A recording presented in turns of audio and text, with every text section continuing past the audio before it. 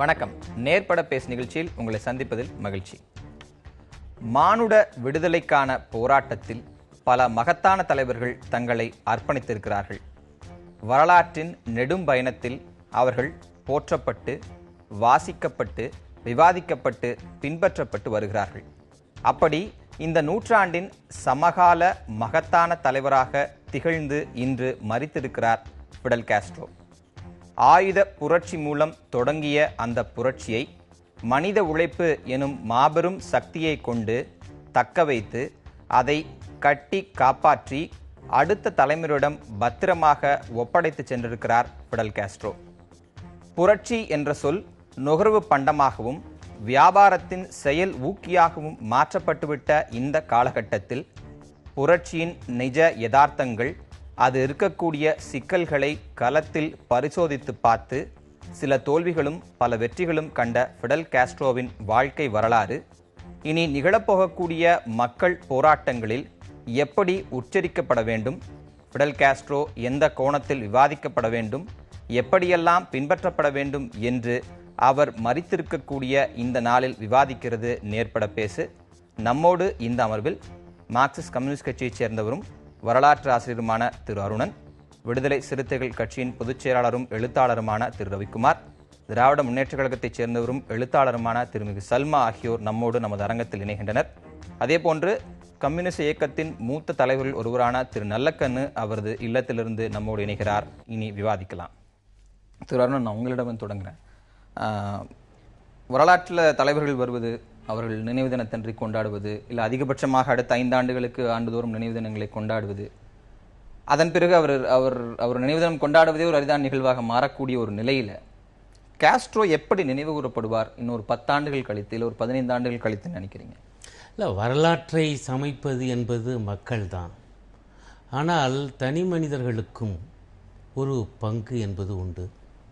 அதிலும் Fidel Castro போன்ற மகத்தான தலைவர்களுக்கு, மார்க்ஸ் போன்ற சிந்தனாவாதிகளுக்கு மிக முக்கியமான ஒரு பங்களிப்பு என்பது உண்டு.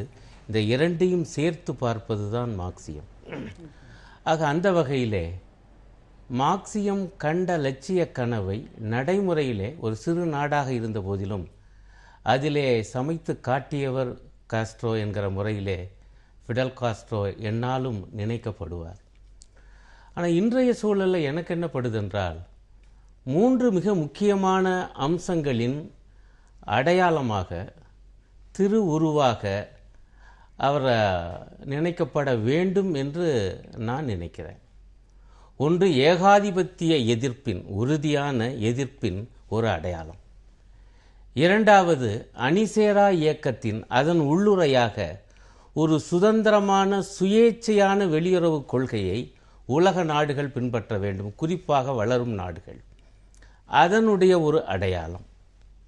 மூன்றாவதாக, ஒரு சமத்துவ பாதையை நோக்கி செல்ல முடியும், செல்ல வேண்டும் என்பதனுடைய அடையாளமாக ஃபிடல் இன்றைக்கு திகழ்கிறார் என்று நான் பார்க்குறேன்.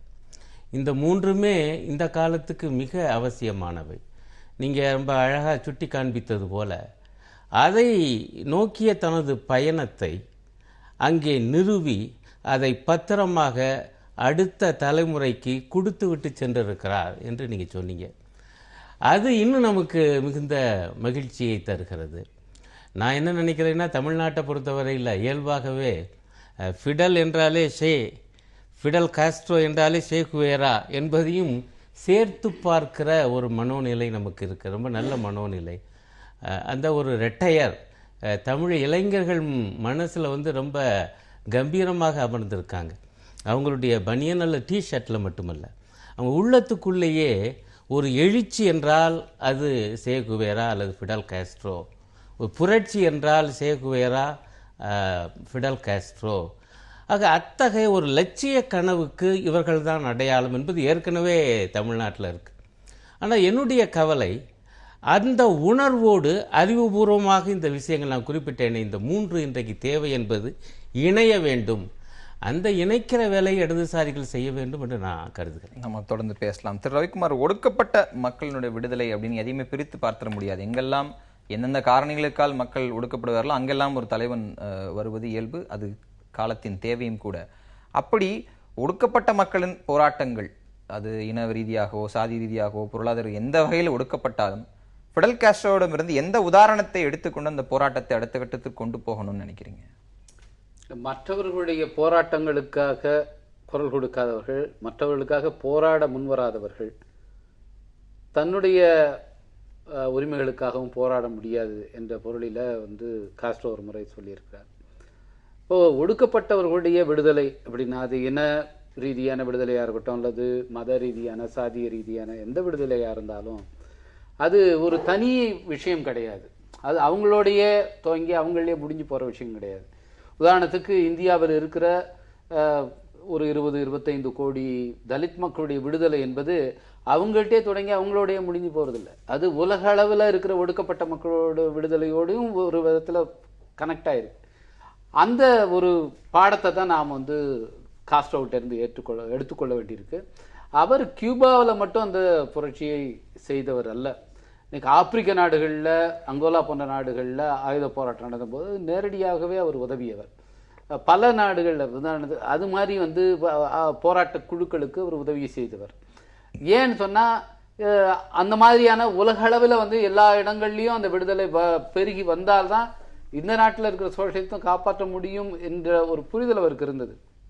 அதனால தான் சே அந்த நாட்டோட நம்மளுடைய கடை முடிஞ்சு அமைச்சராக இருப்போம்னு நினைக்காம சிலைக்கு அவர் போறார். இந்த விஷயங்களை நம்ம புரிந்து கொள்ள வேண்டும். அது குறிப்பாக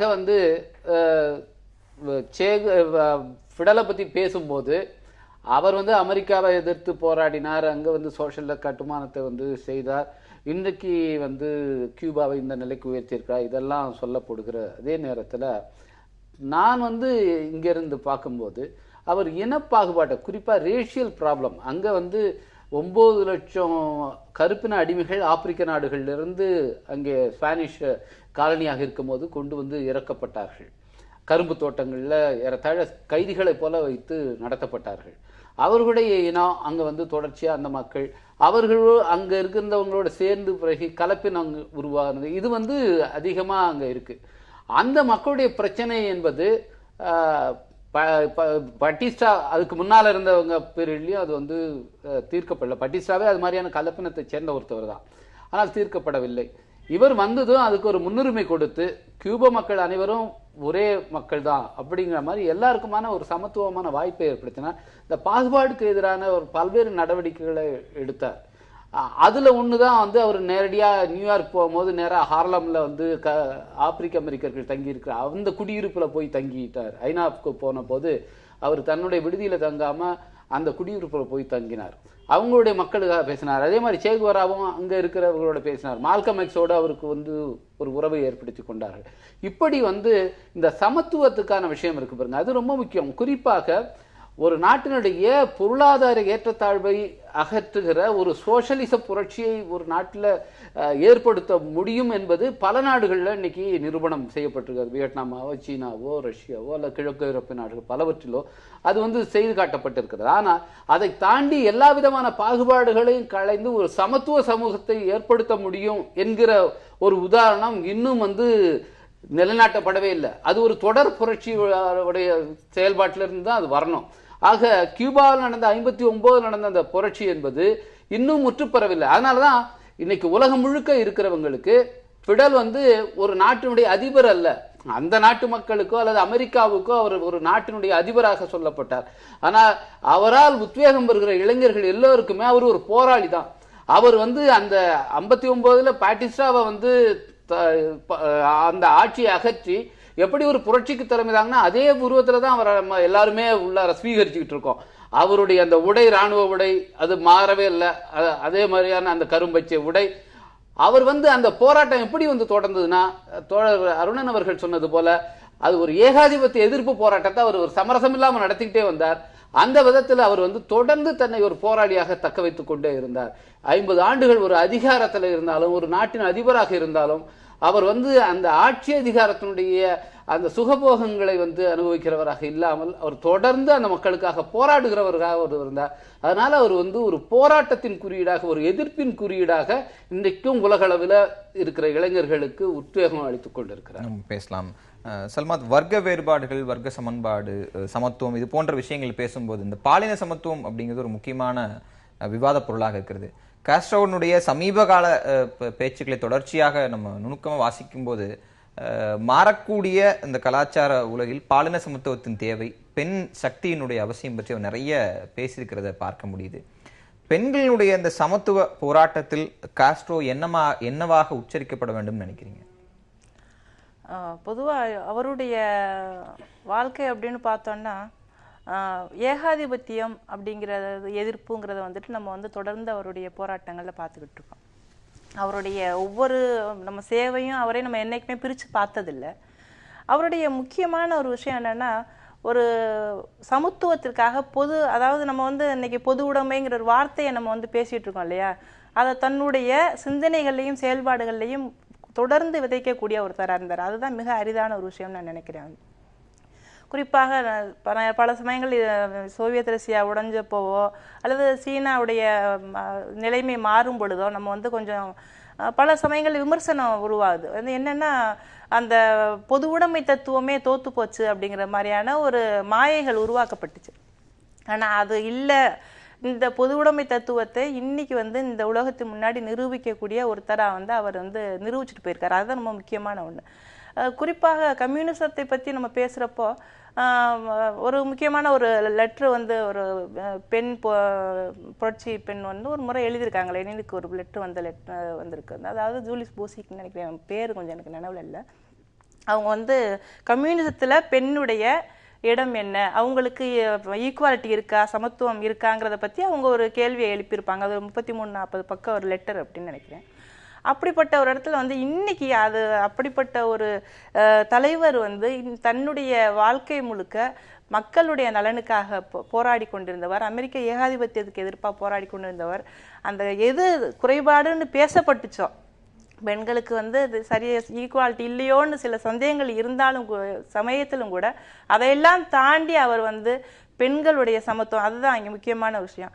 பெண்களையும் ஈக்குவலாக நடத்தணும், சமத்துவங்கிறது ரொம்ப முக்கியமான ஒன்று அப்படிங்கிறத அவர் எல்லாத்தையும் ஒரே மாதிரியா ஒரே தளத்தில் வச்சு பார்க்குற ஒரு தன்மை இருக்கு இல்லையா, அதுதான் அந்த முக்கியமான அவருடைய சிந்தனைகளுக்கும் அவருடைய பேச்சுக்களுக்கும் இறுதி காலகட்டத்தில் அவர் பேச்சுகளுக்கும் அந்த பெண்கள் சார்ந்த பேச்சுகளுக்கும் வர்க்க முரண்பாடு அற்ற ஒரு சமூகத்தை உருவாக்கணும் அப்படின்னு சொல்லி அவர் தொடர்ந்து வாழ்நாள் முழுக்க போராடியது அல்லது பாடுபட்டது அல்லது செயல்பட்டது, தன்னுடைய ஆட்சியில் நிர்வாகம் செஞ்சது, எல்லாத்துக்கும் நம்ம அப்படிதான் பார்க்க வேண்டியிருக்கு.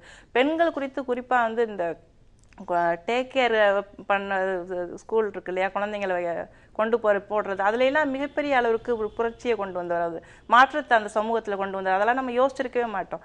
அப்படிப்பட்ட ஒரு மாபெரும் தலைவராக அவர் இருந்து வாழ்ந்து மறைந்திருக்கிறார்.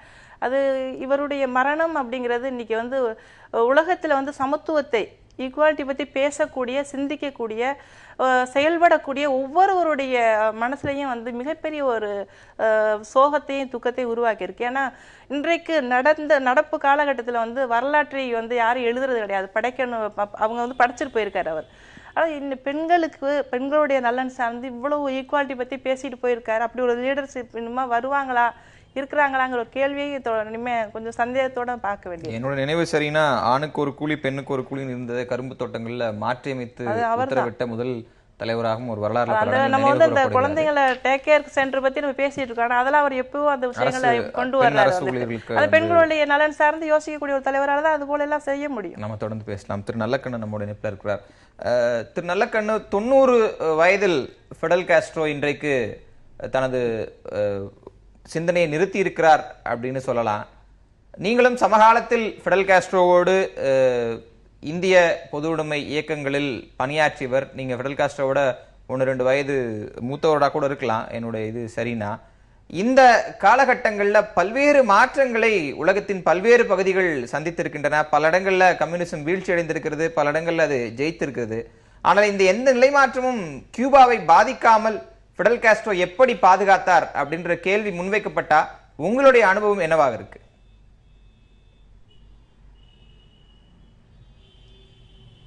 கியூபாவுடைய நிலையில் தென் அமெரிக்க நாடு பூராவும் பிரெஞ்சு ஏகாதிபத்தியத்துக்கும் ஸ்பானிஷ் ஏகாதிபத்தியத்துக்கும் அடிமையாக இருந்த பல நாடுகள் உண்டு. அதேபோல் நம்முடைய ஆசிய நாடுகளில் அநேகமாக பிரிட்டிஷ் ஏகாதிபத்தியத்துக்கு அடிமையாக இருந்த நாடுகள். அவை இப்படி அமெரிக்காவில் அது ஐரோப்பிய நாடுகளைச் சேர்ந்தவர்கள் குடியேறி அங்கே உள்ள பூர்வீக குடிமக்களை அடிமைப்படுத்தி அந்த நாட்டை அவர்கள் கைவசப்படுத்தி கொண்டார்கள். அவைதான் ஒவ்வொரு நாட்டுக்கும் அந்த நாடை ஆதிக்கம் நடத்தி வந்த ஏகாதிபத்திய நாட்டுடைய அணுகுமுறைக்கும் வெவ்வேறு வித்தியாசம் உண்டு. அந்த முறையில் கியூபாவில் இன்றைக்கு ஸ்பெயினுடைய ஆதிக்கம் அதிகமாக இருந்தது. அதையெல்லாம் எதிர்த்து போராடுவதில் இவருக்கு முந்தைய தலைமுறையில் உள்ளவர்கள் தொடர்ந்து போராடினார்கள். அதனுடைய வழியாக கியூபா நாட்டுடைய அந்த நாட்டுடைய இயல்பான நிலைகளையும் புரிந்து அந்த போராட்டத்துக்கு தலைமை தாங்கி வெற்றி பெற்ற பெருமை நம்முடைய பிடல் காஸ்ட்ரோவுக்கு உண்டு. அவரோடு சேகுவாராவும் சேர்ந்துதான் அந்த போராட்டத்தை நடத்தினார்கள்.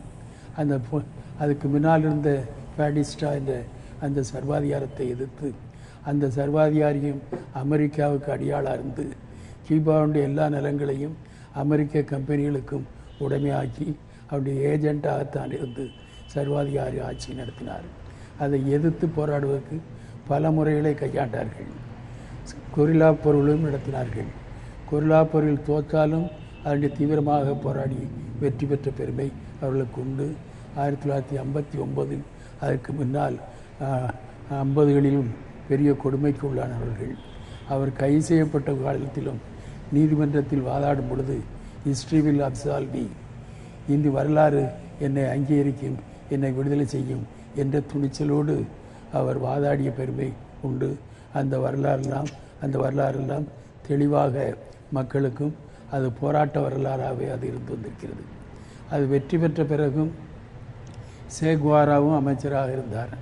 அவர் இந்த நாடு வெற்றி பெற்று விட்டது, இனிமேல் எனக்கு இன்னும் மல நாடுகளில் தென் அமெரிக்க நாடுகளில் விடுதலை விட வேண்டும் என்று பொலியாவுக்கு சென்று அங்கேயும் போராடினார். அங்கே தான் அவர் சுட்டுக் கொல்லப்பட்டார்.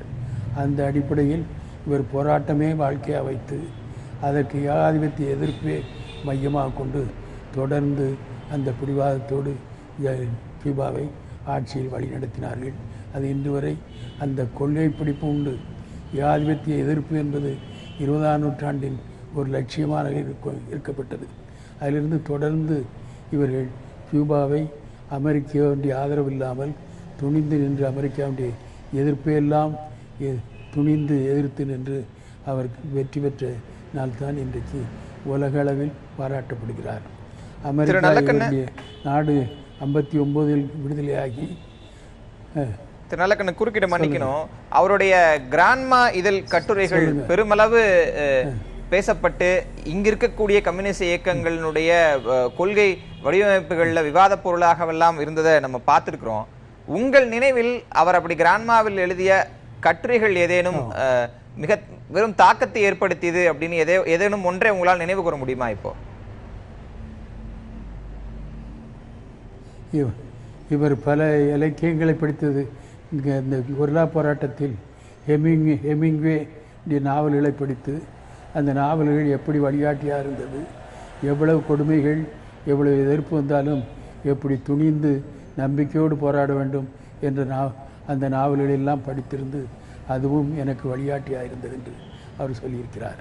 ஆகவே அவர் போராட்ட குணம், அது அறிவு சார்ந்த வகையில் தன்னுடைய அறிவை வளர்த்து கொள்வது, உலக நாடுகளுடைய வரலாற்றெல்லாம் படித்து தெரிவது, அதையெல்லாம் வைத்துக்கொண்டு சோவியத் புரட்சியும் அவருக்கு வழிகாட்டியது. சோவியத் புரட்சியும் இவர்களுக்கு அந்த சர்வாதிகார ஆட்சியை எதிர்த்து போராடுவதற்கு சோவியத் யூனியன் அந்த காலத்தில் தொடர்ந்து உதவி செய்ததை எங்களுடைய வரலாறு நாம் படித்திருக்கிறோம். நன்றி திரு நல்லக்கண்ணா. மறுபடியும் உங்களிடம் பேசுகிறேன், நான் தொடர்ந்து பேசுவோம். திரு அருணன், இந்த கேள்வி தான் அவங்க சல்மா வைத்ததும் சரி, திரு RNK பேசுவதும் சரி, கியூபா புரட்சிக்கு பின்பு பல நாடுகள் இந்த சோசியலிச புரட்சிக்குள்ளும் கம்யூனிஸ்ட் இயக்கத்தின் கட்டுப்பாட்டுக்குள்ளும் வந்து பின்னர் அது உடைந்தது. சோவியத்தினுடைய வீழ்ச்சியாக இருக்கலாம், சைனாவினுடைய மாற்றங்கள்னு சொல்லப்படக்கூடிய விஷயங்களாக இருக்கலாம். ஆனால் இது எதுவுமே கியூபாவினுடைய மக்களையோ இல்லை அங்கு நடக்கக்கூடிய பிரச்சாரங்களையோ, காஸ்ட்ரோவுக்கு எதிரான பிரச்சாரங்களையோ பாதிக்காமல் அவர் பார்த்து கொண்டதனுடைய யுக்தி என்னவாக இருக்கும்? இல்லை, அதுதான் ஒரு அருமையான விஷயம். நான் அதுக்கு 2 காரணங்களை மனசில் வச்சுருக்கேன். ஒன்று, மக்களோடு மக்களாக அவர் இருந்தார். நண்பர் சரியாக சுட்டி காண்பித்தது போல கிட்டத்தட்ட 50 ஆண்டு காலம், சரியாக சொல்லப்போனால் 49 ஆண்டு காலம் அதிகாரத்தை இருந்த ஒருவர் அந்த சுகானுபவங்கள் எதையுமே அனுபவிக்காமல் மக்களுடைய சேவகராக இருந்தார். அதனால தான் இவ்வளவு கலைபாரம் உலக கம்யூனிஸ்ட் இயக்கத்தில் நடந்தும் பெரிய அளவுக்கு கியூபா கம்யூனிஸ்ட் இயக்கம் அதன் தலைமை மீதான ஒரு அவநம்பிக்கையை கியூபா மக்கள் நெஞ்சில் விதைக்க முடியலை. ஒன்று. இரண்டாவது, இந்த விவாதங்கள் அல்லது பிறகு ஏற்பட்ட அந்த சரிவு, இதையெல்லாம் அவர் எப்படி எதிர்கொண்டார் என்றால், உலகத்தில் இதெல்லாம் நடந்தாலும் இந்த ஒரு சிறு நாடாக இருந்தாலும் தான் இதுவரை உருவாக்கி அந்த சமத்துவ சமுதாயத்தை கட்டி காக்க முடியும் என்பதில் அவர் உறுதியாக இருந்தார். அதற்கு ஏற்றால் போல் நெளிவு சுழிவாக வெளிநாட்டு கொள்கையும் சரி உள்நாட்டு கொள்கையும் தகவமைத்து கொண்டார். இந்த 2ம் மக்கள் தலைவராக அந்த உண்மையான அர்த்தத்தில் விளங்கினார். அதே நேரத்தில் ஒரு செக்டேரியனாக இல்லாமல் உலக நிலைமையில் ஏற்படுகிற காத்திரமான மாறுதல்களை மனதில் கொண்டு தனது உள்நாட்டு வெளிநாட்டு கொள்கைகளில் சில முக்கியமான மாறுதல்களையும் செய்து கொண்டார். ஆனால் அடிப்படை லட்சியம், அடிப்படை பயணத்திலே மாறுதல் எதுவும் இல்லை. இதெல்லாம் சேர்ந்து தான் அவரால் தக்க வைக்க முடிந்தது. இதோடு நான் சேர்த்து ஒன்றை சொல்லணும். பொதுவாக விவாதத்தில் வரக்கூடிய பல நண்பர்கள் நம்மக்கிட்ட பேசியிருக்காங்க. என்னன்னா, இன்றைக்கு உலக நிலைமை மாறிடுச்சு, பழைய உலகம் இல்லை, சோவியத் ஒன்றியம் சிதைந்து போச்சு, அமெரிக்கா மிகப்பெரிய வல்லரசாக நிற்கிது. ஆகவே இந்தியா போன்ற நாடுகள்லாம் அமெரிக்காவை நயந்து போகிறது தான் புத்திசாலித்தனம் என்றெல்லாம் சில அறிவுஜீவிகள் பேசுவதை நாம் கேட்குறோம். நான் அவங்களுக்கெல்லாம் சொல்லுவேன், 91 சிதைந்தது சோவியத் ஒன்றியம், 25 ஆண்டுகள் ஆயிடுச்சு. இந்த 25 ஆண்டு காலமும் கியூபா எப்படி தனது சுயேட்சை தன்மையை விட்டு கொடுக்காமல் இருக்கிறது. இப்பொழுதும் கூட சோவியத் யூனியன் இருந்த காலத்தில் மட்டுமல்ல, அது சிதைந்து போன காலத்துக்கு பிறகும் கூட அமெரிக்க ஏகாதிபத்தியத்துக்கு அடிபணியாமல் தான் தேர்ந்தெடுத்த சமத்துவ பாதையில் அதனால் எப்படி நடைபோட முடிகிறது? சிறிய நாடாகிய கியூபாவிலேயே அது சாத்தியம் என்றால் இம்மாம் பெரிய இந்தியாவில் அது சாத்தியம் இல்லையா? ஏன் நாம் ஒரு சுயேட்சையான பாதைக்கு போகக்கூடாது? சோவியத் யூனியன் இல்லை, ஆகவே அமெரிக்காவுடன் போய் ஏன் சரண்டர் ஆகணும், சரணாகதி அடையணும், ஏன் அதனுடைய இராணுவ கூட்டாளியாக ஆக வேண்டும்? இது மிக முக்கியமான படிப்பினை என்று நான் பார்க்கிறேன். அப்படி உலகத்துக்கு ஒரு முன்னுதாரணமாக கியூபாவை நிலைநிறுத்தி விட்டு போயிருக்கிறார். அதுக்கு மிக முக்கியமான காரணம் இந்த 2 தான். சரி, நம்ம தொடர்ந்து பேசுவோம். இடைவேளை எடுத்துப்போம். இடைவேளைக்கு பிறகு உங்களுக்கு கருத்துக்கள் கேட்கிறேன். இடைவேளைக்கு பிறகு நேர்பட பேச தொடரும். எதிர்த்து பேசிட்டு திரு ரவிக்குமார், 2 விஷயங்கள் பார்க்கிறோம். ஆட்சியாளர்கள் ஒரு குறிப்பிட்ட காலத்திற்கு மேல் இருக்கும்போது, ஒன்று தானாக தொற்றிக்கொள்ளக்கூடிய கர்ப்பமுள்ள மற்ற விஷயங்களோ இல்லை சுற்றி இருக்கவர்களுடைய செயல்பாடுகள், அதை கட்டி காப்பது அப்படிங்கிறது ஒரு மிகப்பெரிய சவாலாக இருக்கலாம். தன்னளவில் சரியாக இருந்தாலும் தன்னை பின்பற்றுபவர்களுடைய ஒரு கட்டுப்பாடுகள் போன்ற விஷயங்கள்ல அதில் காஸ்ட்ரோ என்ன மாதிரியாக செயல்பட்டாருங்கிறது உங்களுடைய பார்வை? ஏன்னா காஸ்ட்ரோடைய தனிப்பட்ட நேர்மை மட்டுமே இன்றைக்கு அந்த வெற்றிக்கு சாத்தியமாயிருக்காது. அதை நீங்க எப்படி பார்க்குறீங்க? காஸ்ட்ரோ மீதும் அது கடுமையான விமர்சனங்கள் எழுந்ததுண்டு. தொடர்ந்து கியூபா நாட்டைச் சேர்ந்த பல்வேறு எழுத்தாளர்கள், குறிப்பாக ரெனால்டோ அரேனாஸ் போன்ற எழுத்தாளர்கள், அவர்களெல்லாம் வேறு நாடுகளுக்கு புலம்பெயர்ந்து சென்று தஞ்சமடைந்து அங்கிருந்து தான் தங்களுடைய கருத்துக்களை சொல்ல முடியும் என்கிற ஒரு நிலை அளவுக்கு வந்தது. அதனால் அவருடைய ஆட்சி முறையை, அவருடைய அந்த பேச்சு சுதந்திரம், கருத்து சுதந்திரமாக இல்லை அப்படி என்று பல விமர்சனங்கள் தொடர்ந்து அவர் மீது, அவரது ஆட்சி மீதும் வைக்கப்பட்டிருந்தது. அங்கே இப்போவும் கூட பார்த்திங்கன்னா இன்டர்நெட் ஆக்சஸ்ங்கிறது ரொம்ப லிமிட்டடாக தான் இருக்குது. அவங்க ஃபில் பண்ணி தான் நீங்கள் எல்லா மின்னஞ்சல்களையும் அவர்கள் அரசு வாசிக்க முடியும். அவர்களே இன்டர்நெட் கஃபேஸ் வச்சுருக்காங்க, அதன் மூலமாக தான் நீங்கள் அக்சஸ் பண்ண முடியும். இப்படிலாம் சில ரெஸ்ட்ரிக்ஷன்ஸ் வச்சுருக்காங்க. இல்லைன்னா நீங்கள் அமெரிக்காவோட கொல்லப்புறத்தில் இருந்துக்கிட்டு ஒரு சோஷலிச நாடாக கியூபாவை காப்பாற்றுவது அவ்வளோ சாமானியம் இல்லை. ஆனால் இந்த ஒரு காரணத்தை சொல்லி மக்களுடைய உரிமைகளை மறுக்கிறது சரியா, அதை நம்ம நியாயப்படுத்த முடியுமா என்றால் அது நியாயப்படுத்த முடியாது. ஆனால் இந்த விமர்சனங்கள் ஒரு சிறு அளவை தான். பேராசிரியர் அருண் அவர்கள் குறிப்பிட்டது போல அந்த கம்யூனிஸ்ட் கட்சியினுடைய அந்த தலைமை மீதான விமர்சனங்கிறது உலகளவில் பல நாடுகளில் இருக்கிற கம்யூனிஸ்ட் கட்சி தலைமை மீது மக்கள்கிட்ட இருந்து மிகப்பெரிய அதிருப்தியை வெளிப்பட்டு அவர்கள் எல்லாம் மாற்றப்பட்டார்கள், தூக்கி எறியப்பட்ட அந்த நிலை இல்லாமல் இவர் தொடர்ந்தும் மதிப்புக்குரியவராக இருந்தார். எனவே அவருடைய அந்த கட்டுப்பாடு இதெல்லாம் ஒரு பக்கம் இருந்தாலும் அவர் அந்த ஜனநாயகத்தை மக்களுக்கு பரவலாக கொண்டு சென்றது அது அவருக்கு மிக ஒரு வாய்ப்பாக இருந்தது. அது மட்டும் இல்லை, லத்தீன் அமெரிக்காவில் வேறு பல நாடுகள், குறிப்பாக பொலிவியா, அதே மாதிரி இதுக்கு முன்னால் இருந்த வெனிசுவேலா, ஷாவேஸ் ஒரு சிம்ம சொப்பனமாக, அதுக்கப்புறம் அமெரிக்காவை பார்த்தீங்கன்னா நேரடியாக அவர் ஓப்பன் வைனப் லத்தீன் அமெரிக்காங்கிற நூலை அப்படியே கொண்டு போய் அமெரிக்க அதிபருக்கு பிரசன்ட் பண்ணி லத்தீன் அமெரிக்க நாட்டுடைய பிரச்சனைகளை வெளிப்படையாக பேசக்கூடியவர்.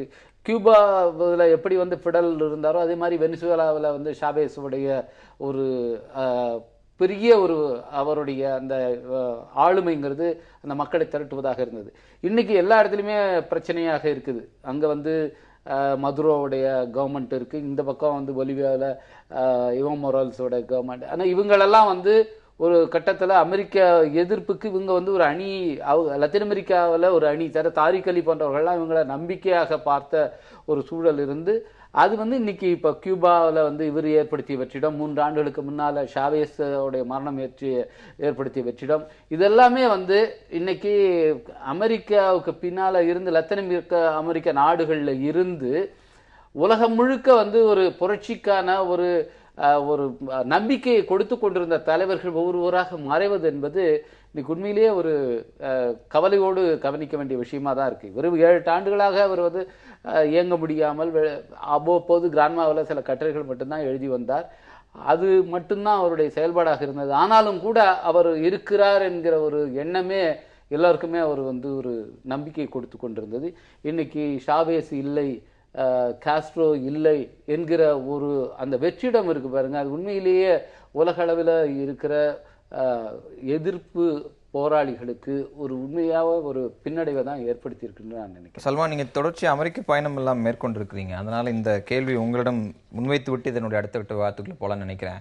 காஸ்ட்ரோவின் மரணம் நிகழ்ந்திருக்கக்கூடிய அதே ஆண்டுல நேர் எதிர் சித்தாந்தத்தோடு இருக்கக்கூடிய ட்ரம்பின் ஆட்சி இன்றைக்கு அமெரிக்காவில் வந்திருக்குது. இது லத்தீன் அமெரிக்காவினுடைய இல்லை அந்த தென் அமெரிக்க கண்டங்களினுடைய ஒரு முக்கியமான ஜியோ பொலிட்டிக்கல் சேஞ்ச் இல்லை ஜியோ பொலிட்டிக்கல் கான்ட்ராஸ்ட் கூட பார்க்கப்படலாம். ஆனால் கியூபா மக்களினுடைய அந்த சவால் என்பது இதன் மூலமாக இன்னும் அதிகரிப்பதற்கான வாய்ப்பு இருக்கிறதா, இல்லை காஸ்ட்ரோ என்கிற அஸ்திவாரத்தோடய அவர்கள் பயணிப்பதற்கான அனைத்து அரண்களும் உருவாக்கப்பட்டிருக்குன்னு நினைக்கிறீங்களா? இப்போ அந்த இன்டர்நெட் சம்மந்தமாக நீங்கள் அவருக்கு குறித்து இருக்கக்கூடிய விமர்சனங்கள் பற்றி பேசுகிறப்போ, சில வருடங்களுக்கு முன்பு அமெரிக்காவில் ஒரு கியூபா நாட்டை சேர்ந்த ஒரு பெண் ஆவணப்பட இயக்குனரை சந்திக்க நேர்ந்தது. அவர் இந்த நாட்டை கியூபாவை ஒரு மிக கொடுங்கோலான ஒரு ஆட்சி நடக்கக்கூடிய நாடாகவும் சர்வாதிகாரமிக்க ஒரு தலைவராகவும் இவரை சித்தரிக்கக்கூடிய, எந்த அளவிற்கு கட்டுப்பாடுகள் நிறைந்த ஒரு நாடாக அந்த நாடு இருக்கு, எங்களை போன்ற இணையதளத்தில் இயங்கக்கூடியவர்களுக்கு எவ்வளவு கட்டுப்பாடுகள் இருக்கு அப்படின்றதெல்லாம் ஒரு படமாக எடுத்திருந்தார். ஆனால் அந்த படத்திற்கு பின்னணியில் அமெரிக்கர்களுடைய மிகப்பெரிய ஒரு சதி இருக்குங்கிறத நம்ம புரிஞ்சுக்கிற முடியும். ஏன்னா அவர்களால் எந்த அளவிற்கு அவரை வெற்றி கொள்ள முடியவில்லையோ, அப்போ அவருக்கு எதிரான சில விஷயங்களை எப்பவும் செய்யணுன்ற ஒரு நோக்கம் அதற்கு பின்னணியில் இருந்தது.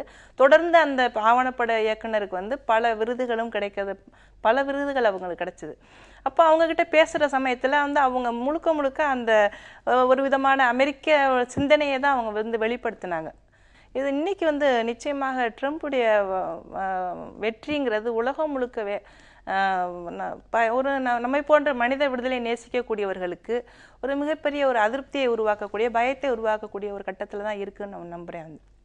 ஆனால் அதையும் தாண்டி இன்றைக்கு மக்கள் இது மூலதனத்தில் மட்டுமே அந்த மார்க்சியம் இல்லை, அது ஒரு சித்தாந்தம் மட்டுமே இல்லை, அது மக்களிடம் வாழக்கூடிய மக்களிடம் நடைமுறையில் படுத்திவிட்டு அதை இன்னைக்கு அவர் மறைஞ்சிருக்காரு.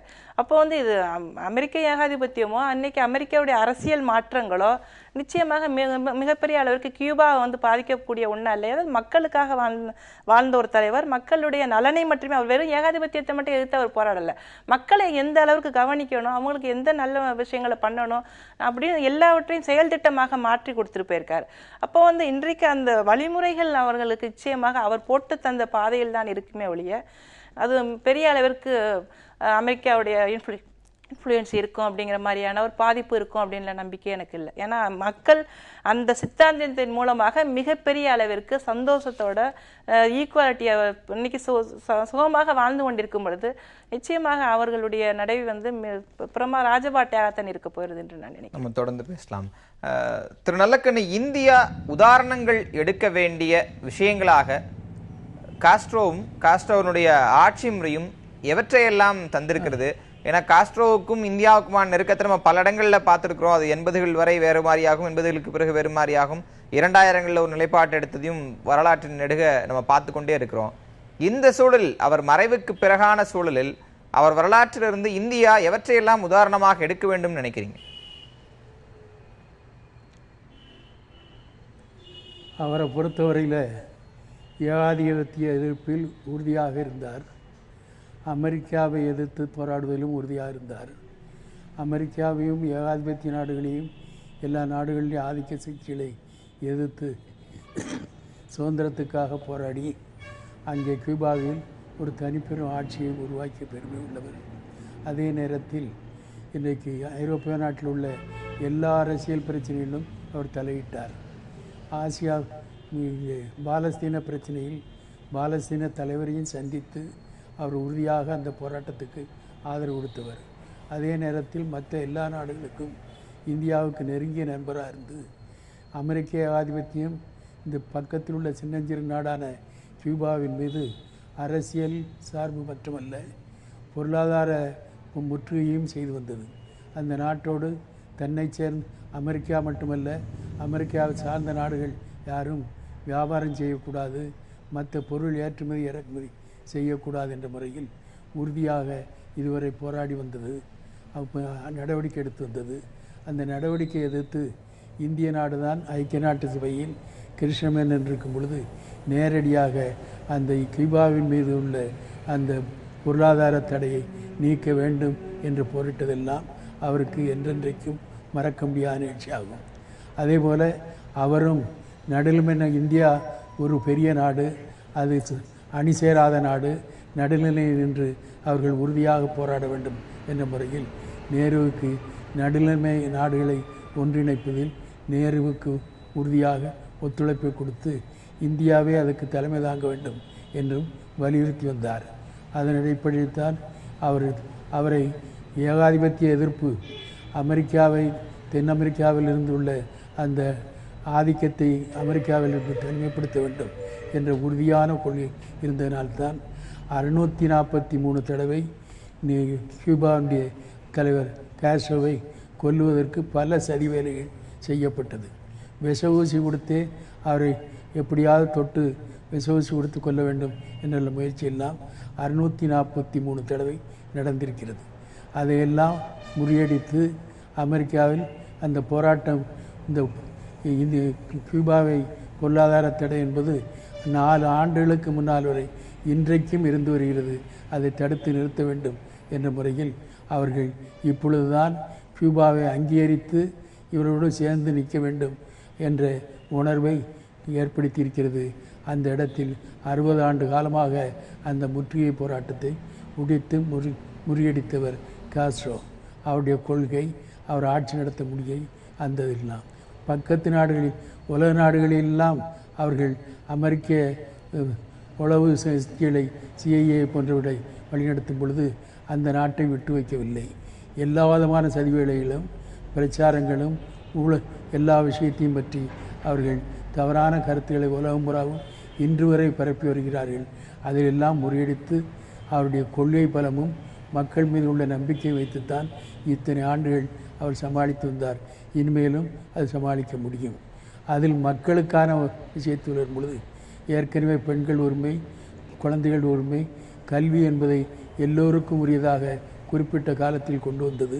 அதையெல்லாம் விட இன்றைக்கு உலகம் பூராவும் உள்ளதில் மனித வாழ்க்கைக்கு உடல்நல சுகாதாரம் என்பதும் மருத்துவம் என்பதும் அடிப்படையான வாழ்வாதாரம் என்பதை உலக நாடுகள், எத்தனையோ நாடுகள் இருந்தாலும் மருத்துவத்துறையில் முன்னேறி ஆய்வுகள் செய்திருந்தாலும் கூட அங்கே மக்களுடைய, எப்படி இவர் கியூபாவுடைய காஸ்ட்ரோ மக்களுடைய தலைவராக விளங்குகிறாரோ அதே போல் மருத்துவர்களும் மக்களுடைய மருத்துவர்களாக இருந்து வீடுதோறும் டாக்டர்கள் வாரத்துக்கு ஒரு முறை சென்று வர வேண்டும், பயிற்சி கொடுக்க வேண்டும், அவர்களுக்கு மருத்துவம் பார்க்க வேண்டும் என்ற நடவடிக்கை அந்த சின்ன நாட்டில் அந்த மருத்துவர்கள் செயலாற்றி வந்திருக்கிறார்கள்.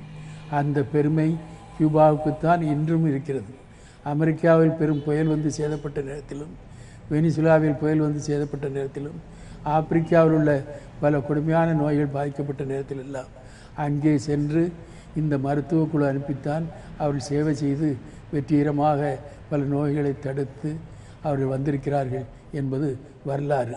அவை இதெல்லாம் நமக்கு படிப்பினையாக இருக்கிறது என்பதும், அவர் இந்தியாவை எப்பொழுதும் நேசிக்கக்கூடியவராகவும் இந்தியாவுடைய போராட்டங்கள் அவருக்கும் ஊக்கம் கொடுத்தது. ஏகாதிபத்திய எதிர்ப்பில் மையமாக கொண்டு ஏகாதிபத்தியத்தை எதிர்க்கக்கூடிய அவர்கள் அனைவரையும் ஒன்று சேர்க்க வேண்டும் என்றிருந்தார். கிறிஸ்தவ போப்பாண்டரை கூட சந்தித்து இன்றைக்கு போர் இல்லாத உலகமாக வர வேண்டும் என்பதை வைத்து போப்பாண்டவர் சந்தித்து, இயேசுநாதர் அடிமை முறையை ஒழித்தவர், அந்த முறையில் எங்களுக்கு மத கருத்து இல்லை என்றாலும் கூட அவருடைய வாழ்க்கை வரலாறு இருக்கிறது. அந்த அடிப்படையில் போரை ஒழிப்பதற்கு உலகத்தில் போர் இல்லாத உலகம் ஏற்பட வேண்டும் என்பதில் நாங்கள் கம்யூனிஸ்டுகளும் உங்களுக்கு ஒத்துழைக்கிறோம். எல்லோரும் போர் இல்லாத உலகத்தை உருவாக்க வேண்டும் என்ற கொள்கைக்காக நம்ம தொடர்ந்து பேசுவோம். ஆகவே மக்களின் மீது நம்பிக்கை வைத்தவர், கொள்கையின் மீது நம்பிக்கை வைத்தவர், அது இன்றைக்கும் இந்தியாவுக்கு வழிகாட்டியாக இருக்கிறது. திரு அருணன், இப்போ இந்த விவாதம் நடந்து கொண்டிருக்கும் போதே வந்திருக்கக்கூடிய செய்தி, கொடுமையான சர்வாதிகாரி அப்படின்னு அவருடைய இறப்பு குறித்து அமெரிக்க அதிபர் ட்ரம்ப் பேசியிருப்பதை பார்க்கிறோம். அமெரிக்காவினுடைய பிரச்சாரங்கள் மற்றவற்றையெல்லாம் தாண்டி இன்றைக்கு கூட முகநூலில் பல்வேறு விமர்சனங்கள், குறிப்பாக ஈழ விஷயத்தில் கியூபா எடுத்த நிலைப்பாடு, இலங்கை போரில் மனித உரிமைகள் தொடர்பான அந்த ஐநா ஆவணங்கள், ஐநா நடவடிக்கைகள், கியூபா எடுத்த நிலைப்பாடு போன்ற விஷயங்களை விவாதித்து கொண்டு ஒரு சர்வாதிகார முகத்தை அவர்கள் காஸ்ட்ரோ கொடுப்பதற்கான முயற்சிகள் நடக்கும்போது, ஒரு இடதுசாரி இயக்கத்தின் முன்னோடியாக அவரை நீங்கள் எப்படி வர்ணிக்கிறீர்கள்? சர்வாதிகாரம் கொண்ட ஒரு ஜனநாயகவாதி இப்படின்னு பல விஷயங்கள் பல அடுக்குமொழிகளை சொல்றாங்க. உங்கள் பார்வை என்ன?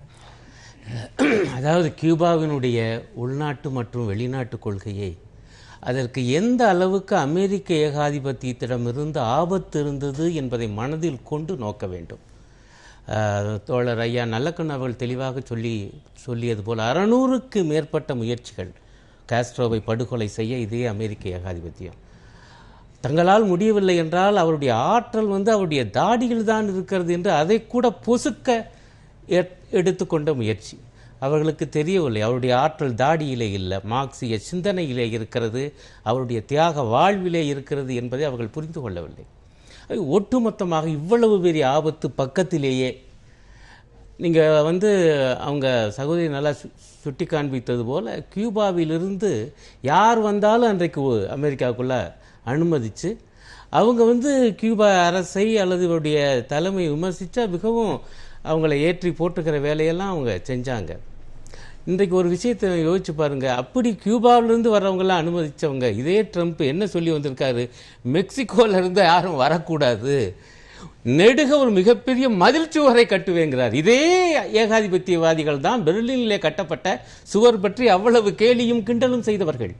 இன்றைக்கு மெக்சிகோவில் இருந்து யாரும் அமெரிக்காவில் வரக்கூடாது, அதற்காக அவ்வத்தனை மைல் நீளத்துக்கு நான் சுவர் கட்டுவேன் என சொல்லி வாக்கு வாங்கி இன்றைக்கு ஜனாதிபதியாக இருக்கார். இவர் பேசுகிறார் சர்வாதிகாரத்தை பற்றி. அது தயவு செய்து ஒட்டுமொத்தமாக இது புரிந்து கொள்ள வேண்டும். நான் என்ன கேட்டுக்கொள்கிறேன், அவர் இந்த பிரச்சனையை அவரே எதிர்கொண்டிருக்கார். அவரை பார்த்து அவங்க முதலாளித்துவவாதிகள் பொதுவாக கேட்குற கேள்வி இதுதான், தனி மனித உரிமைகள் என்னாச்சு? அவர் ரொம்ப அமைதியாக சொல்லியிருக்கார். தனி மனித உரிமைகள் பற்றி பேசுறீங்க, அதாவது மனித உரிமை பற்றி பேசுறீங்க, நாங்கள் மனித சமுதாயத்தின் உரிமைகள் பற்றியும் பேசுகிறோம். நீங்க ஹியூமன் ரைட்ஸ் பத்தி பேசுறீங்க, நாங்க ரைட்ஸ் ஆஃப் ஹியூமனிட்டி பற்றியும் பேசுகிறோம். அது இன்னும் அடுத்த விரிவா சொன்னாரு.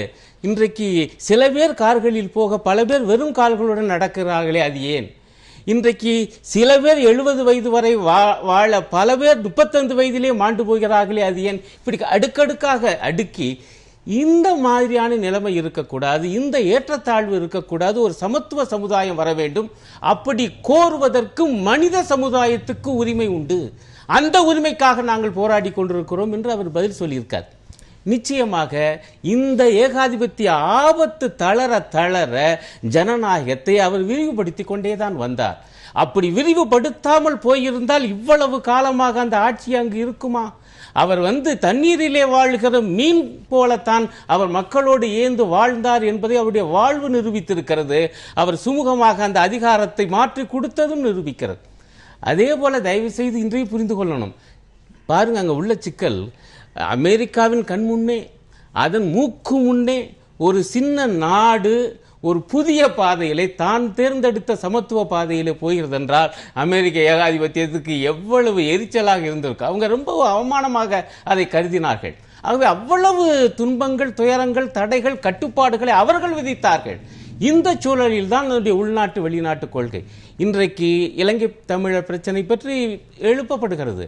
அது இயல்பாக இப்போ மட்டும் இல்லை, இப்போவே வந்து கொண்டு தான் இருக்குது. நான் அந்த நண்பர்களுக்கெல்லாம் இந்த அரங்கத்தின் மூலம் சொல்லிக் கொள்வது என்னவென்றால், என்ன சிக்கல் என்றால், கியூபா போன்ற நாடு இந்த மாதிரியாக அதே போல ஒரு தீவு நாடு, ஒரு சின்ன நாடு, நீங்கள் அதோடைய உளவியலை பார்க்கணும்.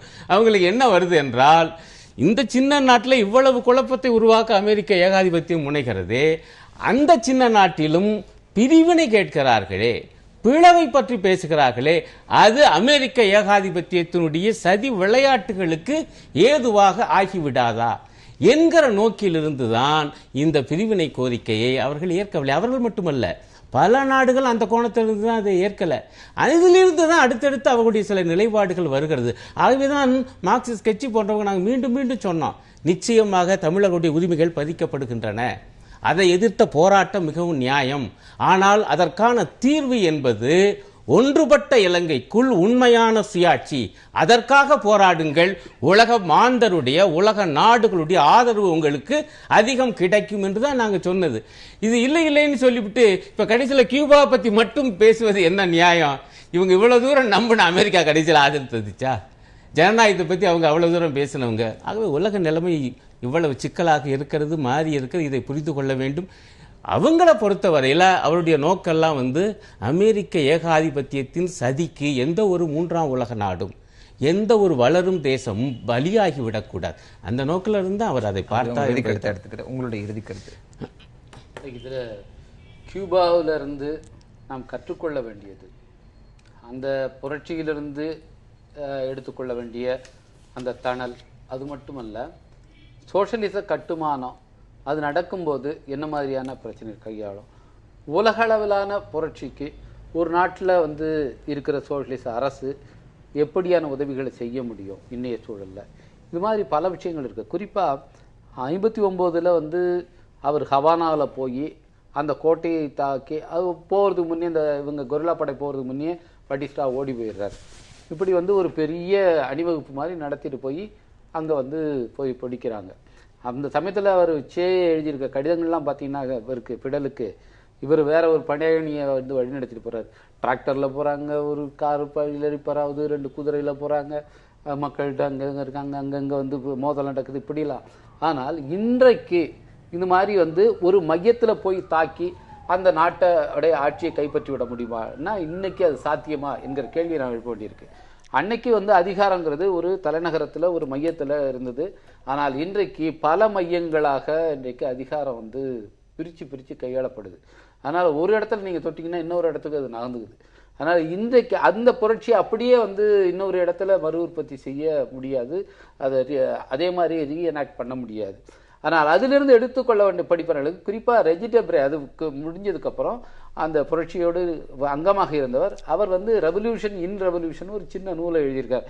இதில் என்னென்ன பிழைகள் விடப்பட்டன லத்தீன் அமெரிக்க நாடுகள் மற்ற நாடுகளில் அப்படிங்கிறது, அது ஈழத்தில் இருக்கிற போராளிகள் கூட ஒரு படிப்பனையாக இருக்கக்கூடிய ஒரு நூல் அது. இப்படி அதிலிருந்து பல விஷயங்களை நாம் எடுத்துக்கொள்ள வேண்டுமே தவிர அவர்களை பற்றி வெறும் விமர்சனங்களையோ அவதூறுகளையோ சொல்வதன் மூலமாக இந்த பிரச்சனைகளுக்கு தீர்வு காண முடியாது. இன்றைக்கும் கூட, அதுவும் குறிப்பாக ட்ரம்ப் போன்றவர்கள் வரும் ஆட்சிக்கு வந்திருக்கிற நிலையில உலகம் முழுவதும் வலதுசாரி அலை வேகமாக அடித்து கொண்டிருக்கும் போது இந்தியாவிலும் அந்த தாக்கம் இருக்கிற நேரத்தில் காஸ்ட்ரோ போன்ற ஒரு ஆளுமைகள் இன்னைக்கு அதிகம் தேவைப்படுகிறார்கள். அவர்களிடமிருந்து உத்வேகம் பெற வேண்டிய தேவை இருக்கிறது.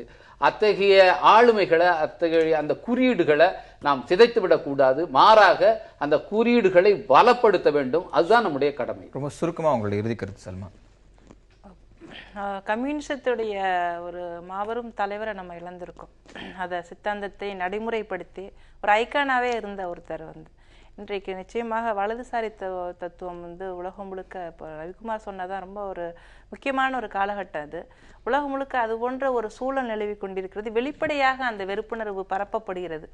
அது பல சமூக மக்களுக்கு மேலேயும் அது பரப்பப்பட்டுக்கிட்டு இருக்கு. இந்த சமயத்தில் இவரை போன்ற ஒரு மாபெரும் தலைவர்களை தேவையில்லாத விமர்சனங்கள், அனாவசியமான கருத்துக்களால் சிதைக்க முற்படுவது என்பது நிச்சயமாக நமக்கு நாமே அழிவை தேடிக்கொள்வதற்கான ஒன்றாகத்தான் இருக்குமே தவிர நிச்சயமாக சமூக விடுதலைக்கோ மாற்றத்திற்கோ எந்த விதமான பிரயோஜனத்தையும் தராதுன்னு நான் நினைக்கிறேன்.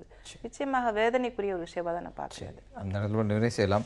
பாப்லானரோட அவரோட ஒரு கவிதை வரிகள் இருக்கு, நானாகவே இருந்து விடுவதில்லை என்று. அப்படி அந்த கவிதை வரிகளுக்கு நேரடி உதாரணமாக இருந்துவிட்டு மறைந்திருக்கக்கூடிய காஸ்ட்ரோவின் வாழ்க்கை வரலாறு பல்வேறு உதாரணங்களை அடுத்து வரக்கூடிய சந்ததிக்கும் அடுத்து வரக்கூடிய மக்கள் போராட்டங்களின் நீட்சியிலும் தொடரும் எதிரொலிக்கும் என்று நம்பலாம். இந்நிகழ்வு கலந்து அனைவருக்கும் நன்றி. மீண்டும் ஒரு நேர்பட பேசுங்கள் சந்திப்போம். எதிர்த்து பேசிட்டு நாட்டுல